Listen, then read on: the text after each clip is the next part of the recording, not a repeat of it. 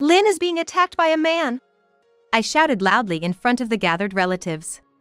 Naturally, the relatives looked at each other, wondering what was going on. What do you mean she's being attacked? Lynn's mother asked, worried, as she rushed over. Just come with me, you'll understand when you see it, I said, pretending to be in a panic as I led the relatives to the dressing room. When we heard the sounds of a man and woman breathing heavily from inside the room, everyone was shocked. What on earth is this? Lynn's father exclaimed in a disturbed voice. I didn't want to believe that this was happening either.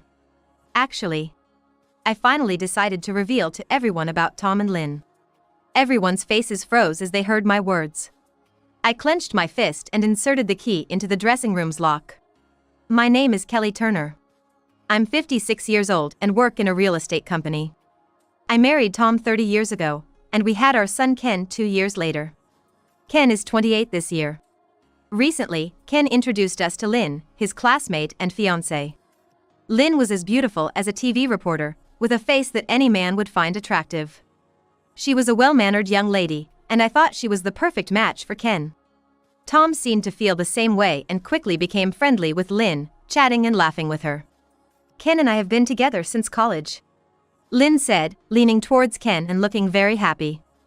Their bond seemed very deep. I was overjoyed at my son Ken marrying a girl like Lynn. I thought that Tom must have felt the same way. We were smiling the whole time as he watched the affectionate couple. Tom and I had an arranged marriage, but I believed I had been in love with him just as Ken and Lynn were. Now, as a family, that love had turned into deep affection, but Tom was still very important to me. Watching Ken and Lynn together, I reaffirmed my feelings for Tom. But at that moment, I had no idea of the fate that awaited me. Our family, which should have been enveloped in happiness with Ken's marriage, was slowly starting to fall apart. I first sensed something was off during the New Year's following the next year. Ken and Lynn had officially married and visited our house for the first time as a married couple. Thanks for coming all this way.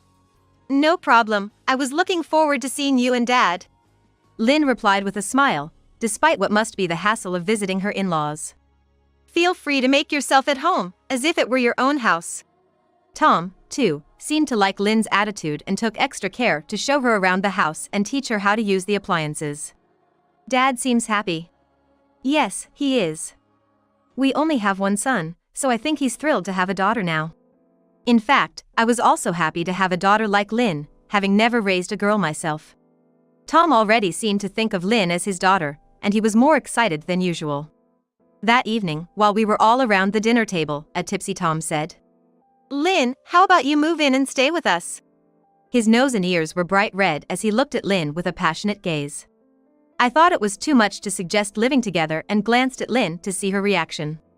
If my in-laws had suggested such a thing in front of everyone, it would be hard to refuse. Tom, you're too drunk, I interjected, trying to help. It's fine. Right, Lynn? I nervously looked at Lynn's face. Surprisingly, she didn't seem uncomfortable and smiled as if she wasn't opposed to the idea. Yes, I would love to. Right? It makes sense, doesn't it, Ken? It would save on rent, and it's a win-win if Lynn comes to live with us, Tom said, his face growing redder with happiness that Lynn agreed so readily to move in. Lynn probably just nodded in politeness to Tom's suggestion. But Tom, taking it seriously, must feel very fortunate. Enough, you're embarrassing. I'm sorry, Lynn. Just forget about what he said, I said. No, I don't mind at all. In fact, I'd really like to move in. I was surprised. She probably did not mean what she said, but was probably thinking of Tom's feelings, but I feel that she is a capable woman in the way she brushed off his reckless recommendation without any sign of agitation. The dinner continued pleasantly. Tom was doting on Lynn more than his own son Ken, laughing and drinking together. It's great that she get along with Dad. Yeah, I think so. But I think Dad's a bit too drunk. Watching the two, Ken and I felt a sense of warmth. It was about a week after the New Year's break that Tom seriously started talking about living together with our eldest son. Just like I said the other day, Lynn and Ken are gonna start living with us next month. I'm counting on you to get the beddings ready. What? What do you mean? I asked, surprised, looking at Tom twice. I mean living together. Didn't we talk about it a lot? Forgot because you were drunk? I remember, but you were serious? Of course. Tom nodded as if it was the most natural thing. I was surprised because I had thought the living together talk was just a joke limited to that moment. Did you really discuss this with Ken? And did Lynn truly agree to live together? I bombarded Tom with questions, and he sighed in apparent exasperation before answering. Of course, I've been in touch. Lynn herself said she really wanted to live with us. Well, that's unusual. It's rare for someone to voluntarily want to live with their in-laws. Lynn's parents live in another state, so it's true that our place is closer, but why would she want to live with us? I was opposed to the idea of living together. Not that I didn't like the idea of living with Lynn. But having seen friends troubled by living with in-laws, I had decided never to live together if Ken got married. Despite my views, Tom insisted on living together, saying it was Lynn's wish. Before we knew it, the living together plan progressed rapidly, and the next month, Ken and Lynn moved in. Please take good care of us, Mom and Dad. Both Tom and I welcomed her warmly. Tom, in particular, seemed really happy, and I watched him joyfully like a child, along with Ken. Living with Ken and Lynn went smoother than I had expected. In fact, it was almost scary how well Lynn and Tom got along. Lynn seemed to like our home and, although a homemaker, she appeared lively and happy every day. She took care of most of the housework, which made things easier for me. Our days were lively and fun, but then Tom started feeling unwell and began missing work frequently. Are you okay, Tom? You've been looking unwell lately. I don't think it's anything serious, but it's a bit hard to go to work. I'll take another day off. All right, make sure you go to the doctor if it gets worse. I know. Tom buried himself deeper into the bed as he saw my concern. Leave Dad to me. If anything happens, I'll take him to the hospital right away. I'm glad I'm a homemaker, Lynn said, which reassured me somewhat. Indeed, with Lynn living with us, I could leave Tom's care to her with peace of mind. I left for work feeling relieved. When I returned home from work, Tom looked better and more energetic than in the morning. How are you feeling now? Much better, thanks to Lynn taking care of me. Tom's face looked somewhat happy and I had my doubts. Dad was sweating a lot, so I helped him change clothes. I also wiped his body down and cleaned him up. Oh, you did all that? Yes, he's my dear father-in-law, after all. I had thought nursing Tom meant just checking on him or maybe making some porridge. Lynn's level of care was more than I had expected. However, Lynn had even helped Tom change his clothes and wiped his body. Thank you, Lynn. I feel much better now. I'm glad. Lynn replied, her voice seemingly lively. I noticed Tom was grinning a bit too much. And, though I had my suspicions, I thought it was good that they were getting along and didn't say anything at that time. After that, Tom began frequently missing work, claiming to be unwell, and each time, Lynn took care of him. Every time I came home from work, I couldn't shake the feeling that the atmosphere between them crossed the line of father-in-law and daughter-in-law. I even started to doubt whether Tom's illness was real. The two of them, could they possibly be?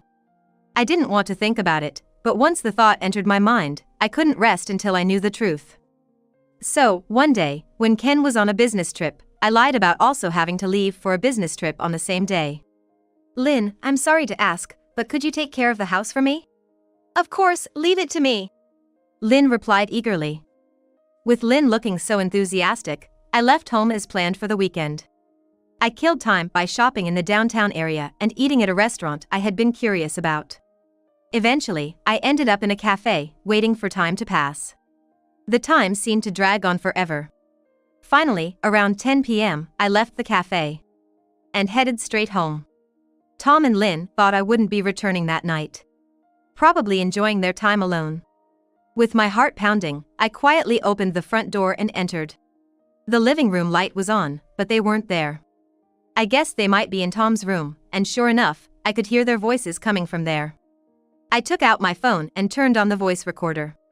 We've managed to live together so easily. My fake illness doesn't seem to be suspected at all. Ken and Kelly are so naive. Really, should you be saying that? You were thinking the same thing. You noticed? Really, those people are so naive. There's no way I'd live with my in-laws without any benefit for myself. If it means being with you, Tom, such an act is a small price to pay. Lynn.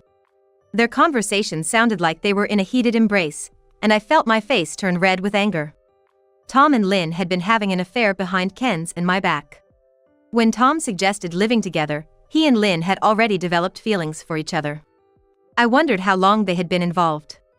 Right after Ken introduced you to me, I knew you were the one I wanted. Our physical compatibility is also incredible. Oh, stop it, that's embarrassing. Lynn replied in a sweet voice, and I felt nauseous just imagining her smiling happily. Lynn having an affair with Tom, who was about the same age as her own parents, was unbelievable to me. More importantly, how's our plan going? Can we execute it smoothly? Yeah, about Ken? Don't worry, I've got it under control. I've arranged the car, and I'll get Kelly out of the house too. Yay! You really are a dependable and great man, Tom. I really like you. Lynn, me too. I was intrigued that they were discussing some sort of plan. It seemed to involve Ken, but the details weren't clear, and I couldn't understand the critical aspects of their conversation. They mentioned something about arranging a car, but what did that mean? However, the mention of getting me out of the house was something I couldn't ignore. Hearing them whispering sweet nothings to each other made me feel utterly disgusted. I was about to record a bit more as evidence of their affair when... Hey, do you feel like someone's here? A presence? Oh, you might be right. They seemed to have sensed my presence and started moving towards the door. Realizing this, I hurried out of the room, put on my shoes, and left through the front door. If they discovered I was back, they might delete the recording of their conversation. I barely escaped from their vicinity. That night, I went straight to a hotel to stay overnight. The thought that they were cheating and yet planning to kick me out of the house was unbelievable. I'd make sure they regretted this. Clutching my phone, I fell asleep in the hotel bed. Determined to reveal Tom and Lynn's affair to Ken. I didn't want to hurt Ken, who was innocent, but now that I knew about the affair, I couldn't stay silent. However, as I waited for Ken to return from his business trip, he didn't come back even after the week had begun. Ken was in a car accident. I was shocked by the call from the hospital. Ken had been hit by a car on his way back from the business trip. Moreover, the driver had fled the scene. I rushed to the hospital, but by the time I arrived, Ken had already passed away. How could this happen? I stumbled and fell in shock. All I knew about the hit and run was that the driver was a man. The criminal is still out there, not attempting to atone for their crime, and shamelessly on the run. The words Tom and Lynn had exchanged kept echoing in my mind. They had been talking about some plan involving Ken. I've arranged the car, Tom had said, and Lynn had praised him for being reliable. There was no doubt in my mind. Tom was the one who had committed the hit and run. It was Tom and Lynn's scheme. I felt a seething rage bubbling up from the pit of my stomach. I would never forgive them. To think they would take my son's life and get away with it. Ken's funeral was swiftly arranged. The entire family was visibly shaken by the sudden loss of Ken, who had been so young and dignified. Among the gathered relatives were, of course, Lynn's parents. They had no idea that their daughter was conspiring with her father-in-law, Tom, to assassinate Ken. I was calmly waiting for the right moment to expose Tom and Lynn. About an hour before the funeral was to start. Everyone was sitting in the chapel, lost in thoughts of Ken, when I remembered that I had left my wallet in the waiting room. Needing to keep my valuables with me, I decided to go back to get it. I had the key to the room, so I quickly unlocked the door and stepped inside. To my shock, I heard the voices of a man and a woman coming from behind a partition. Lynn. Tom, not here, it's not right. It's fine. I locked the door earlier, and everyone's at the funeral home. They all think Ken died in a tragic accident. Little do they know it was me. Oh, Tom. But because of that, we can be together now. Thank you, I love you. I couldn't believe the sweet, breathy words echoing in my ears. Tom, unaware that I had the key, was entangled with Lynn. Their disrespect at the time of Ken's death was beyond indecent. It was clear they were responsible for it. I found myself stealthily moving closer to the partition, and managed to sneakily capture the scene with my phone's camera. On the screen were Tom and Lynn, naked and embraced. They were so engrossed in each other that they didn't notice my phone. I continued to record them. Oh. Lynn, I love you. Let's get married right after this funeral. I'll divorce Kelly. Yes, I want to be with you, Tom. As they continued their selfish plans, I captured everything, filled with rage. Once I had enough footage, I quietly left the room and locked it from the outside. I then headed to the funeral home and raised my voice in front of the relatives. Please listen. Lynn is being attacked by a man, I exclaimed loudly. The relatives looked at each other in confusion and concern. What do you mean she's being attacked? Lynn's mother rushed over, looking worried. Please, just come with me. You'll understand when you see it. Pretending to be panicked, I led the relatives to the waiting room. The sounds of a man and a woman's breath from inside the room shocked everyone. What on earth is this? Lynn's father exclaimed, his voice filled with turmoil. I couldn't believe this was happening. Actually, I finally decided to reveal everything about Tom and Lynn to everyone. The faces of everyone who heard my words froze. I clenched my fist and inserted the key into the waiting room's lock. With a forceful push, I opened the door, and the voices of a man and a woman inside abruptly stopped. What the? Tom's voice came in surprise. Of course. He was shocked. He and Lynn were in the midst of an intimate encounter. They must have thought the room was locked and that no one could enter. I reaffirmed to myself what fools they were for doing such things here, unaware that I had the key. I entered the room with the relatives, and we all peered around the partition where Tom and Lynn were. What are you two doing here, I wonder? The two of them were scrambling to get dressed and were only half clothed when I peeked in. Their faces turned pale as they exposed their disgraceful state to the relatives. You too! What have you done? Lynn's parents were probably the most shocked. Their daughter was intimate with her father-in-law, Tom, at her husband's funeral. It was no wonder they couldn't believe their eyes. No, it's not like that. I was just resting because I felt sick, and Tom was taking care of me. But then he attacked me. Lynn screamed in a desperate attempt to paint Tom as the villain. Tom seemed surprised by Lynn's accusation and yelled back, What are you talking about? It's true. It's unthinkable that a wife mourning her husband would do something like this herself. Lynn's words visibly shocked Tom, who felt betrayed. I couldn't stand their farce any longer and said, Excuse me, may I say something? I happened to see the two of you being intimate together earlier. My revelation made Tom and Lynn glare at me in unison. The relatives were holding their breath, waiting to see what I would say next. What nonsense are you talking about? You really are a dumb and gullible woman. Ah, and Ken was just as foolish. He must have inherited that from his mother. Tom lashed out at me and Ken. I had never been directly attacked by Tom before, but now it was clear. From the moment he met Lynn, he didn't care about me anymore. To think a man his age would be so easily seduced by a woman as young as his own daughter, it was despicable. Oh, can you still say that after seeing this? I confronted Tom boldly, showing him the video I had recorded earlier in the waiting room of him and Lynn in the midst of their affair. The video, of course, captured Tom and Lynn, who never imagined they were being secretly recorded, indulging in their desires for each other. What is this? Why did you record this?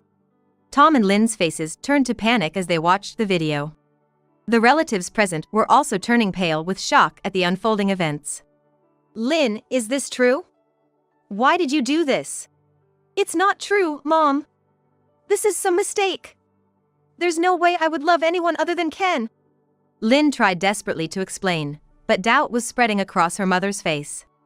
As the video reached a particular point, everyone's faces froze. It's fine. I locked the door earlier, and everyone's at the chapel. They all think Ken died in a tragic accident, even though I did it. Oh, Tom. But because of that, we can be together now. Thank you, I love you. The video revealed Tom's confession of the hit and run and evidence of their love affair. The look of disbelief spread across everyone's faces. Even I was deeply shocked when I first heard their words. I couldn't believe that Ken lost his life because of these two. You killed Ken? Lynn's father looked at Tom as if he were a monster. This is a setup. I didn't do it. Tom shouted, but his excuses sounded utterly desperate. What about this then? I began playing a recording of Tom and Lynn's conversation at home, discussing their love for each other and planning to harm Ken. It was all there, they're planning to harm Ken. This was recorded at our home the day before Ken died. Everyone, after hearing this, do you still think these two are innocent? I asked. Everyone shook their heads. The video and the recording had a profound impact. What have you done, you old hag? Because of you, everything about us and Ken got exposed. Hey Lynn! Watch how you speak! Lynn's true colors showed as she shouted, and I sighed in dismay. Lynn, I thought you were a well-mannered, wonderful young lady. But since you started living with us, I began to suspect something. You were just acting like a decent person with common sense. In reality, you were laughing at me and Ken in your heart, weren't you? That is. Lynn's face turned bitter and she stuttered, apparently hitting the mark. She then looked at Tom as if seeking help. However, Tom, not wanting to increase his guilt, glared at Lynn and shouted. That's right. It's all her fault for seducing me. Who flirts with their father-in-law like that? Despite how many times I refused, she kept persisting, so I pretended to reciprocate her feelings just for a while. Lynn probably didn't expect Tom to shift the blame onto her. I could see her expression changing from surprise to anger. However, she too had betrayed Tom just moments ago, making them equally guilty in this situation. Hey! You're the worst! Weren't you the one who seduced me in the first place? Wasn't it you who suggested we live together and actively pursued a relationship with me?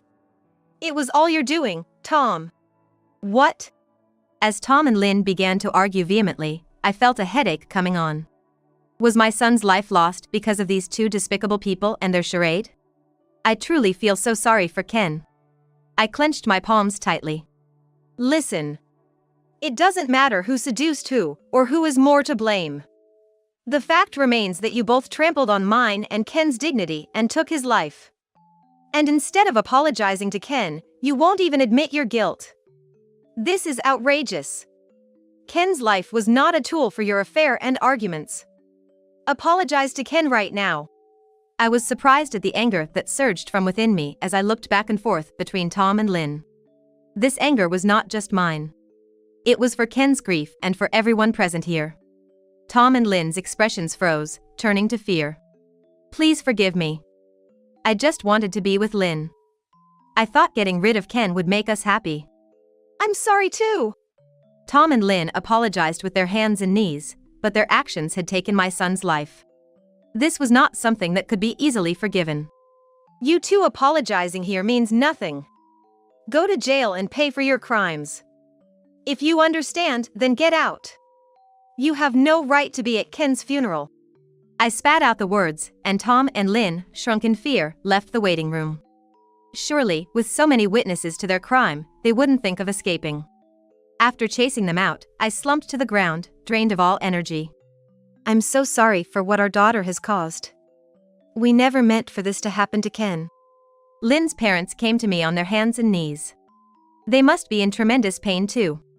They could never have imagined their daughter would conspire with her father-in-law to kill her husband. Please, get up. The blame is not yours alone, my husband is equally at fault. The two responsible are Tom and Lynn. You, the father and mother, are not to blame. As I said this, Lynn's parents finally looked up, tears in their eyes. No one cried aloud during Ken's funeral. Everyone just bore a heavy weight in their hearts, silently mourning his tragic fate. I hoped Tom and Lynn would truly pay for their sins. That's all I wish. Afterward, Tom and Lynn went to the police as expected to confess their crimes. Their sentence hadn't been determined yet, but considering they took a life, their punishment would be severe. Imprisonment was inevitable. I thought to myself, dully, that I wouldn't have to see their faces for a while. Even if they were released from prison, I doubted they would be together again. I had witnessed Tom and Lynn betraying each other at Ken's funeral, accusing each other of the crime. Their love had probably cooled off after that incident. Ironic, isn't it? They committed a crime to foster their love, but in the end, they wouldn't end up together. I felt even more pity for Ken. His life was used and lost without any meaning. My heart ached as I constantly thought about him. I intend to divorce Tom. I can't imagine staying married to the man who played a part in taking my son's life. I have resolved to live the rest of my life cherishing Ken's memory. Lynn, too, seems to have been disowned by her parents and will have nowhere to return to after her release. She had been a housewife since marrying Ken, but now she'll have to fend for herself. I don't know how well she'll manage on her own after committing such a grave sin, but I think she deserves to taste hardship. No matter how much she atones, Ken won't come back. Compared to the pain Ken and I endured, living alone should be trivial. I can only hope that Ken is smiling down on us from heaven. That's all I wish for now.